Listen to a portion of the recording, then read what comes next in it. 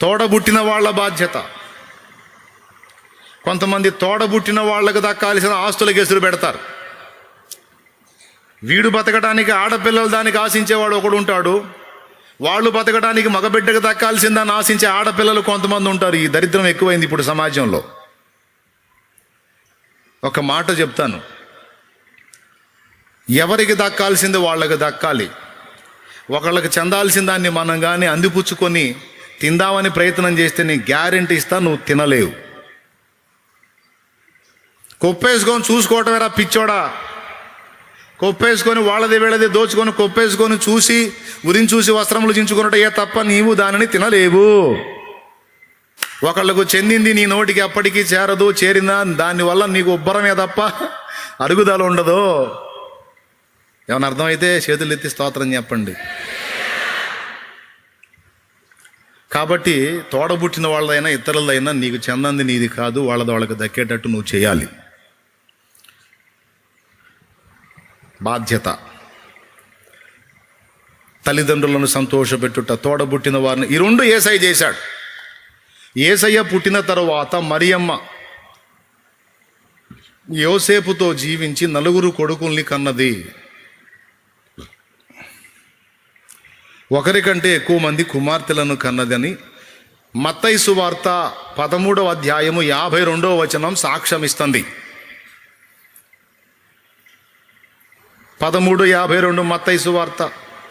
అక్కడ యూదులు అనుకుంటున్నారు, అందువలన వారు ఆశ్చర్యపడి, ఈ జ్ఞానమును ఈ అద్భుతమును ఇతనికి ఎక్కడి నుండి వచ్చినవి? ఇతడు వడ్లవాని కుమారుడు కాడా?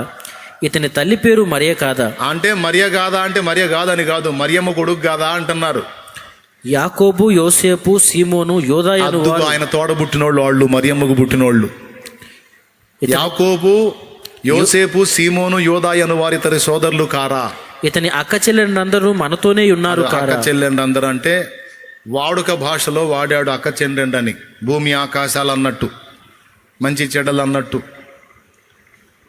అట్లా వాడుక పదాలు కొన్ని ఉంటే అట్లా అక్క చెల్లెండు అంటారన్నమాట. రాత్రింపగళ్ళు అన్నట్టు. వాస్తవంగా అక్కలు లేరు, తర్వాత పుట్టినోళ్ళే. యేసయ్యకు అక్కలు లేరు, అన్నలు లేరు, అందరికీ పెద్దన్న యేసయ్యే. యెహోవా మా తండ్రి కాడా, యేసుడు మాయన్న కాడా.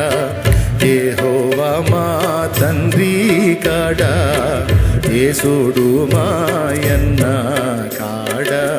మహిమ గల శుద్ధాత్మ ఇట్టి, మహిమ గల శుద్ధాత్మ ఇట్టి వరుస తెలిపెంగదమా తోడా. యెహోవా మా తండ్రి కాడా, యేసుడు మాయన్న కాడా. అందుకే యేసయ్యని అన్నా అన్నా అని సంబోధిస్తా చాలా పాటలు వచ్చినాయి.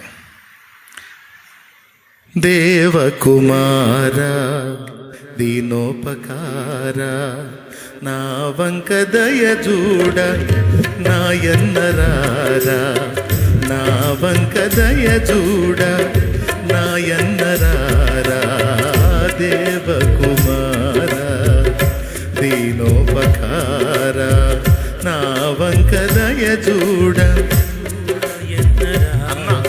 నాయన్నరా. దేవునికి స్తోత్రం, హల్లెలూయా. యేసయ్య అందరికీ పెద్దన్న, కుటుంబంలో కూడా పెద్దన్నే. మరి తోడబుట్టిన వాళ్ళ బాధ్యత కూడా నెరవేర్చాడు. కొంతమంది తోడబుట్టిన వాళ్ళ బాధ్యత పట్టించుకోరు. తప్పు నాయన, తిట్టి చెబితే వినట్లేదు కాబట్టి ప్రేమగా చెప్తున్నాను. తిట్టొచ్చు ఆ పాయింట్లు, కానీ నేను తిట్టనులే, ప్రేమగా చెప్తున్నాను. మార్చుకోండి.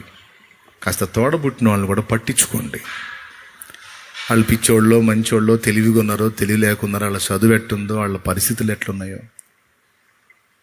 నీ తమ్ముడు ఎలా ఉన్నాడో చూడనానా, తమ్ముడితో ఫ్రెండ్షిప్ చేయనానా, ప్రేమగా మాట్లాడినానా. నీ చెల్లెలు ఎలా ఉందో చూడనానా. బయట వాళ్ళతో ప్రేమగా మాట్లాడి నీ చెల్లెల దగ్గరికి వస్తే కొక్కరించి కోపిష్టిగా చిరాకు పడి రైట్ కాదు నాన్న.